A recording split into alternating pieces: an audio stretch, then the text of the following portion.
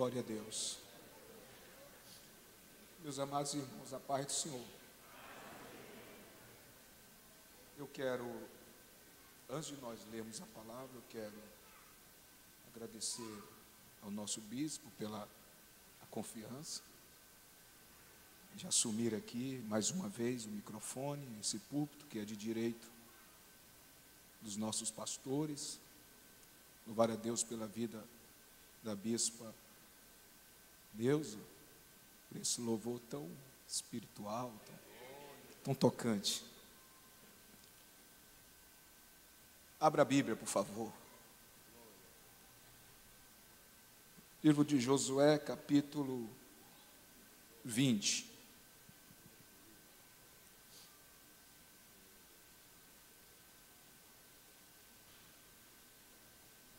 Josué, capítulo 20.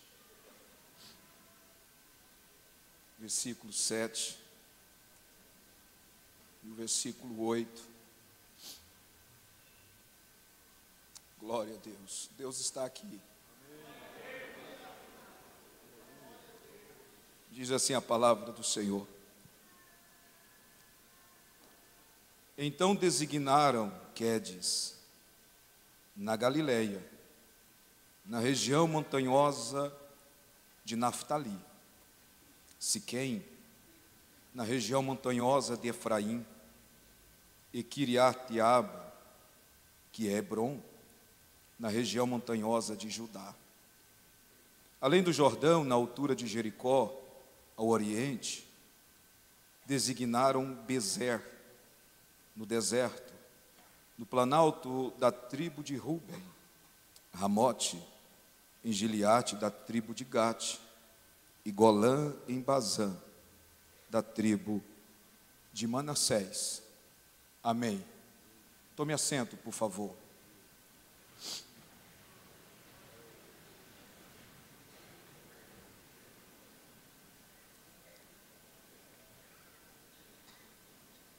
Meus amados, ao longo desses mais de 10 anos, fazendo parte desta família, congregando nesta casa de oração, já tive aqui a oportunidade de pregar muitas mensagens eloquentes,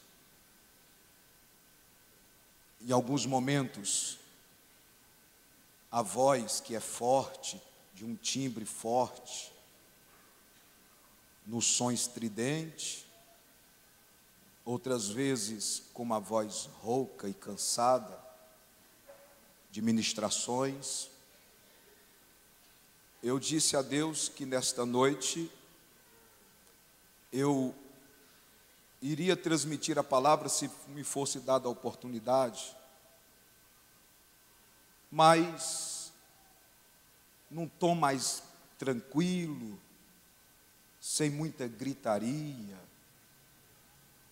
mas que esta noite fosse uma noite diferente. E eu sei que Deus me trouxe aqui esta noite para transmitir esta palavra, e eu sei do que Ele vai fazer aqui, porque eu e a minha esposa, nós já vimos conversando na estrada, quando nós estávamos retornando de um grande evento.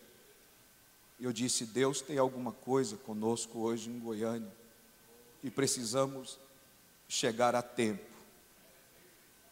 Eu terminei pela manhã de ministrar para uma multidão de obreiros, debaixo de uma glória muito grande, e cheguei aqui ainda na vontade de pegar uma parte da nossa reunião de obreiros, e tive a honra de estar aqui ainda essa tarde. E a minha esposa disse, meu bem, nós vamos descansar hoje. Eu disse, não, nós vamos cultuar, porque é a nossa casa e nós temos que estar ali alimentando, ou também sendo canal de bênção. E talvez alguém esteja perguntando agora, qual a razão do pastor Evaldo Godoy ler esses 2 versículos bíblicos, que talvez são versículos desconhecidos, talvez até lido, mas sem muito foco, eu quero que você entenda que esses 2 versículos bíblicos, eles tratam especificamente de 6 cidades. E essas cidades levíticas, elas foram escolhidas como cidades de refúgio. Essas 6 cidades foram designadas para um propósito. 3 ao leste do Jordão e 3 ao oeste. E cada conjunto de 3, uma cidade se localizava ao norte, numa região central, e a outra ao sul, de modo que não demoraria mais do que um dia para alcançar uma cidade de refúgio. Então essas 6 cidades foram designadas por Deus para ser cidades de refúgio. Deus já havia falado com Moisés. E aqui no capítulo 20, o versículo 1 e o versículo 2 diz assim: e o Senhor disse mais a Josué: diz aos israelitas que designai as cidades de refúgio de que vos falei por meio de Moisés. Ou seja, Deus já tinha dado essa ordem a Moisés. Já foi falado quando eles estavam peregrinando pelo deserto. Em Números capítulo 35, a partir do versículo 9, nós temos o propósito estabelecido por Deus e para que serviria essas 6 cidades.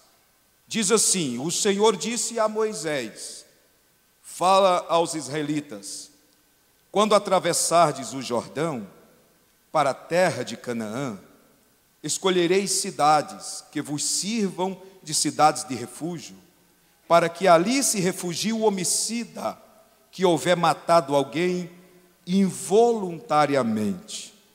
Essas cidades serão vosso refúgio contra o vingador. Contra o vingador.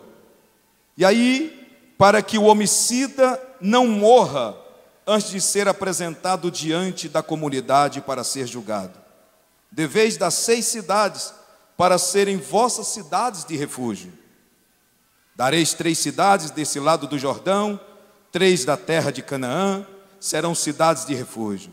As 6 cidades, agora veja bem, as 6 cidades serão refúgio para os israelitas, para o estrangeiro e para o peregrino no meio deles, para que se refugie ali todo aquele que houver matado alguém involuntariamente. Por que Deus fez isto? Exatamente em função da injustiça aplicada naqueles tempos. Porque era costume entre os antigos povos do Oriente Próximo exigir punição igual para o crime. Por exemplo, uma vida por uma vida. As circunstâncias não eram levadas em consideração. Eles não queriam saber a forma, como e por que aconteceu o homicídio, o crime.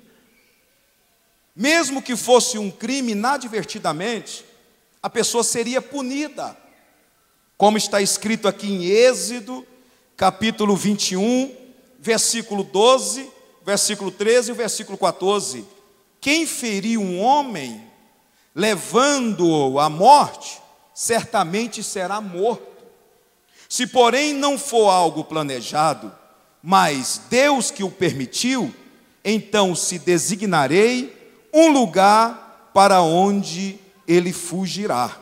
No entanto, se alguém matar de propósito seu próximo, com traição, terás de tirá-lo até mesmo do altar, para que morra.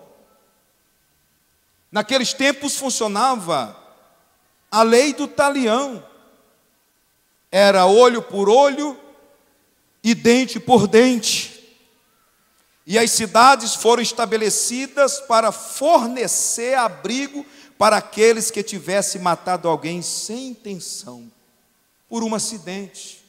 Ou seja, Deus fez justiça. porque a família enlutada, que perdesse um parente mais próximo, ela logo levantaria, porque era dever do parente do sexo masculino mais próximo, vingar a morte, matando quem tinha matado. Ou seja, era como se fosse um pistoleiro na época. Se alguém morresse, até mesmo por um acidente, não era levado em consideração. Aí a família contratava alguém para então fazer justiça com as próprias mãos. As cidades eram em número de 6, e aqui eu quero chamar a sua atenção. 6. Se as cidades eram em número de 6, logo eu começo a entender na numerologia bíblica que o número 6 é o número do homem. Se o número 6 é o número do homem, e a palavra de Deus tem o seu propósito, está escrito aqui, eu começo a entender espiritualmente que essas cidades, elas representam para as nossas vidas hoje a pessoa de Jesus Cristo. Jesus Cristo é o nosso refúgio. Jesus Cristo é a nossa proteção. Jesus Cristo é a razão. E Deus, como havia levantado as cidades, fazendo naquele tempo justiça correta, e que as cidades serviriam de abrigo para aqueles que fossem injustiçados, para ter proteção de alguma coisa trágica que aconteceu, Deus resolveu essa questão lá, mas Deus também resolveu essa questão hoje, para a humanidade. Por que o senhor diz isso, pastor Godoy? Porque nós sabemos que havia um vingador do sangue. Existe um vingador diabólico procurando alguém que possa tragar. Existe um inimigo feroz e implacável, inimigo de nossas almas, que está procurando alguém para destruir, como diz no Evangelho de João, capítulo 10 e o versículo 10. O inimigo veio matar, roubar e destruir. E como ser protegido deste vingador terrível? Somente em Jesus Cristo, Filho de Deus. Agora, o que eu tenho a ver? Qual foi a minha culpa para que Deus enviasse o seu Filho amado? A Bíblia diz, senhoras e senhores, em Romanos capítulo 3 e o versículo 23, diz que porque todos pecaram e destituídos estão da glória de Deus. Quem cometeu o pecado foi Adão e Eva. O que eu tenho a ver com isto? Tem sim. Porque nós herdamos esta culpa. Nós herdamos dos nossos pais.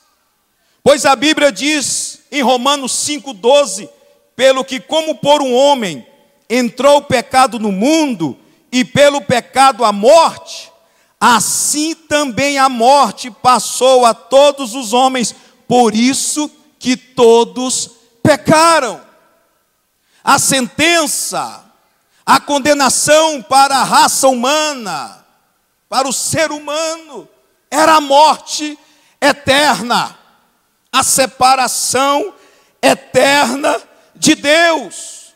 É o salário da culpa do pecado, porque Romanos 6,23 diz, porque o salário do pecado é a morte.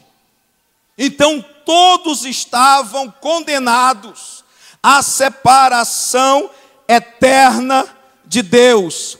Mas um dia, Deus, pelo seu infinito amor, resolveu essa questão de vez, enviando Jesus Cristo, seu Filho amado, para morrer na cruz do Calvário, para salvar todos aqueles que viessem a Ele. Jesus Cristo é a nossa salvação. Jesus Cristo é a nossa proteção, é a nossa cidade, é o nosso refúgio, é a porta de entrada, é o caminho que leva o homem de volta para o seio do Pai. Sem Jesus, nós estaríamos perdidos. Sem Jesus, estaríamos condenados à morte eterna, à separação eterna do Pai. Jesus Cristo veio para ser o nosso refúgio, a nossa proteção. Havia limites estabelecidos lá. Todos aqueles que entrassem em uma cidade daquela tinham que permanecer lá, não podia sair de lá. Havia uma divisa, havia um limite, não poderiam passar daquela divisa, porque se o vingador do sangue encontrasse alguém fora daquela divisa, ele poderia executar. Jesus Cristo é a nossa segurança, e nós não vamos sair da presença dele, porque nele nós estamos guardados, seguros. Eu posso confiar no meu Senhor. As 6 cidades eram suficientes, atenderia às necessidades de todos aqueles que procurassem qualquer uma daquela cidade. As portas estavam abertas. Era um lugar para receber aquele que tivesse cometido alguma coisa. Não somente os israelitas, mas também os peregrinos, aqueles que andavam no meio deles. Era proteção para aqueles que quisessem proteção. Jesus Cristo é salvação para aqueles que querem salvação. Jesus Cristo é proteção para aqueles que querem proteção, para aqueles que querem fugir desta vida maquiavélica, diabólica, e estar num lugar seguro que vai lhe conduzir a uma vida eterna com Deus. Eu fui meditar nessas cidades e eu pude observar que Jesus Cristo preenche todos os requisitos das nossas necessidades, como aquelas cidades também preenchiam. A primeira cidade que tem aqui, que era para ser designada, era Quedes. Quedes, uma palavra que significa, uma palavra hebraico que significa santo. O nome Quedes significa santo. A palavra santo, para santificação, ou consagrar, ou tornar-se santo, ou separado do mundo, é o mesmo sentido de que hagiasmos, que significa tornar santo, separado, consagrado. Ou seja, aqueles que vierem para Quedes, com certeza viverão uma vida de santidade. Aqueles que estão em Cristo viverão uma vida de santidade, porque em Cristo nós temos a purificação pelo o seu sangue. Venha para Quedes, venha para Jesus, para viver uma vida separada deste mundo, porque a Bíblia fala claramente em Hebreus, capítulo 12, e o versículo 14, diz assim a palavra do Senhor. Hebreus 12 e 14. Procurai viver em paz com todos, em santificação, sem a qual ninguém verá o Senhor. A Bíblia diz: segue a paz com todos, sem a qual ninguém verá o Senhor. Aí eu sou obrigado a lhe dizer nesta noite, debaixo da graça, que sem santidade ninguém verá a Deus. Sem santificação ninguém verá o Senhor, porque o Deus que nos chamou das trevas para a sua maravilhosa luz, Ele é santo. Primeira carta de Pedro, capítulo 1, a partir do versículo 13, diz assim: portanto, com entendimento pronto para entrar em ação, tende autoridade e experimentai inteiramente na graça que vos é oferecida, na revelação de Jesus Cristo, como filhos obedientes, não vos contamineis e não vos moldeis aos desejos que tinhais tempos passados na vossa ignorância, mas sede vós também santos em toda a vossa maneira de viver, assim como é santo aquele que vos chamou, pois escrito está: sereis santo, porque eu sou santo. Andai em temor durante o tempo da vossa peregrinação, se chamais de Pai aquele que julga segundo as obras de cada um, sem discriminação de pessoas. Não tem jeito, só através da santidade para chegar a Deus. 1 Tessalonicenses, capítulo 4, versículo 3 diz: a vontade de Deus para vós é esta, a vossa santificação. Por isso, afastai-vos da imoralidade. Cada um de vós saiba manter o próprio corpo em santidade e honra, não na paixão dos desejos, a semelhança dos gentios que não conhecem a Deus. Nesse assunto ninguém iluda ou engane seu irmão, pois o Senhor é vingador de todas essas coisas, como já vos dissemos e testemunhamos, porque Deus nos chamou, não nos chamou para a impureza, mas para a santificação. Se você quer viver uma vida de santidade, só em Jesus Cristo. Apocalipse capítulo 22, o versículo 11 diz assim: porque não existe meio termo, meu irmão. Não existe. Ou é sujo, ou é santo. Ou é crente, ou é perdido. Ou é salvo, ou não é salvo. Não existe meio termo. A palavra do Senhor diz, Apocalipse 22, 11: quem é injusto, continue na injustiça. Quem é impuro, continue na impureza. Quem é justo, continue praticando a justiça. E quem é santo, continue se santificando. Não é uma opção, é uma ordenança. E se você quer ver a Deus um dia, viva uma vida de santidade, porque sem a qual ninguém verá a Deus. Você pode profetizar, você pode expulsar demônios, você pode exercer dons de maravilhas, curar enfermos e perder a salvação. A Bíblia diz que muitos são chamados e poucos serão os escolhidos. De que lado você está? Dos chamados ou dos escolhidos? A Bíblia diz que muitos naquele dia me dirão: Senhor, no teu nome profetizamos, no teu nome fizemos muitas maravilhas, no teu nome expulsamos demônios, mas eu vos direi abertamente: apartai-vos de mim, vós que pratiqueis a iniquidade.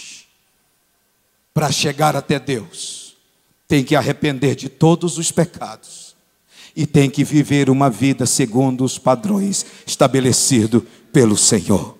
Quedes Jesus Cristo, somente nele viveremos uma vida de santidade.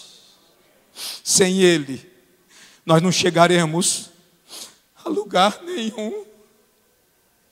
Sem Ele, nós não chegaríamos. Ouvimos aqui a cruz. Sem a cruz, estaríamos perdidos. E a Bíblia diz claramente: de Deus não se zomba. Tudo o que o homem plantar, certamente ceifará. E a Bíblia fala claramente: como escaparemos nós, se negligenciarmos tamanha salvação, se eu não valorizar o sacrifício de Jesus na cruz do Calvário, se eu não fizer por onde, porque o sacrifício foi sacrifício de sangue, eu tenho que estar com Ele, crucificado com Ele, morto para o mundo, mas vivo para Deus. Eu não vou falar sobre as outras cidades, só mais uma cidade. A segunda cidade era a cidade de Siquém. O que significa Siquém? Siquém significa ombro. Ombro. E aí, o que eu posso ver aqui? E que isso tem a ver com Jesus na minha vida? Nós sabemos, irmãos, que o mundo que nós estamos vivendo hoje, ele é um mundo onde muitos dizem por aí que você vale o que você tem. É o mundo materialista, o mundo egoísta dos valores. Isto é um Haddad comum aí. Você vale o que você tem, eu valho o que eu tenho. E as pessoas vão avaliar sempre pela questão dos valores. E nesta vida corrida, neste princípio, nesse ditado, aí é que entra Jesus na questão, porque Ele não faz acepção de pessoas. Jesus Cristo não olha para você por aquilo que você possui, mas Ele olha para a sua alma, para a sua vida, porque você tem muito valor para Ele. E é aqui que nós encontramos um ombro amigo, verdadeiro, fiel, para que você possa colocar a sua cabeça e descansar em paz, porque Jesus Cristo tem um ombro amigo para você.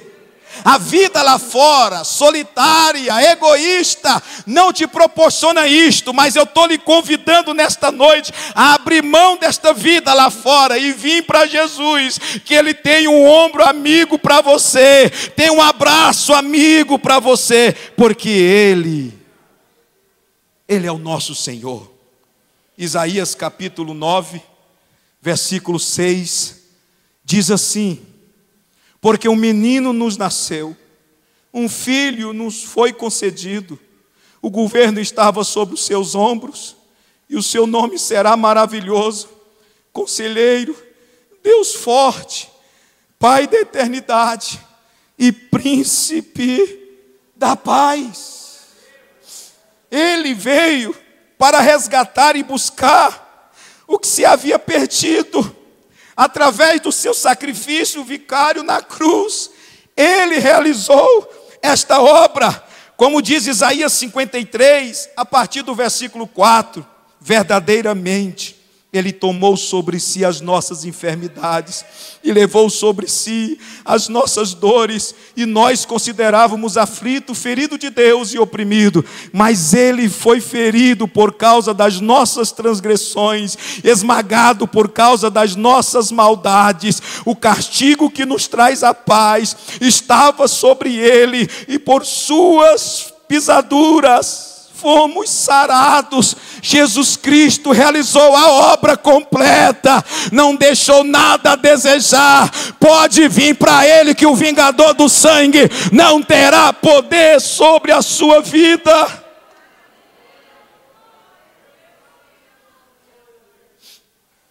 Eu quero terminar aqui. Eu sei que eu não sou diferente dos demais. Não. Você já se sentiu sozinho alguma vez? Você já se sentiu vilipendiado, carente, necessitado de um ombro, de um abraço, de um aperto de mão, de um sorriso, de uma palavra? Isso acontece com os homens de Deus e com todos aqueles que estão nesta caminhada. Isso aconteceu com Elias, quando estava na caverna, foi alimentado pelo anjo, foi suprido a sua necessidade de alimento, matou a sua fome, bebeu água, e o anjo disse: caminha, a tua jornada é longa. Mas chegou um momento que ele se sentiu sozinho, que ele sentiu necessidade, e ele disse: chega, e disse, pedindo a morte dentro de uma caverna. E Deus veio até ele e disse: sai para fora, sai da caverna, Elias. Ah, Elias, ainda tem 7.000 que não se dobraram. E ele disse: mas eu fiquei sozinho, só eu fiquei. Não, ainda tem 7.000. Deus disse: sai daí. O Senhor estava chamando ele para fora da caverna, mas ele sentiu necessidade. Moisés um dia disse assim: se tu me amas, me mata, tira minha vida. Davi um dia disse assim: no fundo da caverna, tira minha alma da prisão, para que eu louve o teu nome. Os justos me rodearão, pois me fizeste bem. Ele diz: olhei para a minha direita e vi, não havia quem me conhecesse, refúgio me faltou, ninguém cuidou da minha alma. Um dia Paulo disse na prisão: venha depressa, Timóteo. Ah, será se aconteceram só com eles? Ou acontece comigo também, com você hoje, não é diferente. Um dia Jesus disse no Getsêmani: nenhuma hora pudestes velar comigo. O próprio Filho de Deus sentiu sozinho, sentiu necessidade de alguém ao seu lado, porque era a antessala do Calvário. E aí ele disse: fica comigo um pouco. Deixa eu lhe dizer uma coisa. Um dia, eu vim cear aqui, porque a minha agenda, eu dou alguns critérios para cear, eu tenho que cear, eu tenho que participar da ceia, e eu me sinto tão honrado quando eu seguro a bandeja, quando eu ajudo a preparar, porque eu não sou itinerante, eu não gosto do nome de itinerante. Eu tenho pastor, eu tenho líder. Mas um dia eu me senti muito só aqui. Eu estava sentado ali, terminou a ceia. Eu fiquei ali sentado. E eu com a cabeça baixa, chorando. Você pode estar cercado de gente e se sentir só. Se aconteceu comigo, então eu sou o único no mundo. E aí terminou a ceia, o pastor realizou tudo, eu fiquei ali, e ele foi saindo aqui. O bispo Oites foi saindo aqui, ele deu uma parada assim, olhou para mim: pastor Godoy, o que você vai fazer amanhã? Eu disse: pastor, eu estou à disposição do senhor. Ele falou assim: então amanhã você, 7h30, vai lá para o aeroporto. Eu fui embora para casa, 7h30 eu estava lá. Eu sou muito pontual com o horário. Não sei se é porque eu sou do mês de agosto. Eu chego no culto aqui às 6h30. Vocês já viram isso? Muitas vezes eu chego e fico sozinho aqui. Aí o pastor Oísio falou: olha, nós vamos ali no Vale do Araguaia. Aí me serviu o café. Entramos no avião e pensei: meu Deus, de avião. Entramos no avião, ele disse: senta aqui do meu lado. Eu sentei. Eu virei o rosto para a janela e fui chorando. Porque Deus estava me falando: você não está sozinho. E nós fomos só nós dois naquela viagem. Cuidei dele como meu pastor, carreguei a mala dele, a maleta, servi água, me senti honrado. E ele disse assim: vamos ouvir uma saudação pelo pastor Evaldo. Ele era o pregador do evento. Eu dei a saudação, não fui chamado para pregar, dei a saudação, ouvi a mensagem, voltamos para casa e eu disse: Deus, basta, nós não estamos sozinhos. Fica de pé, por favor.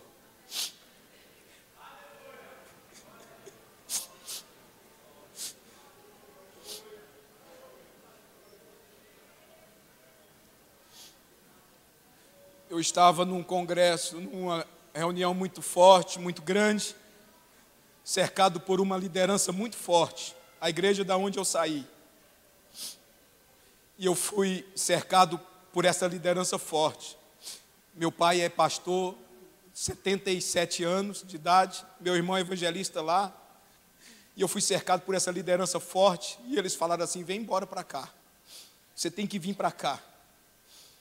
E eu fiquei um pouco balançado, vem embora.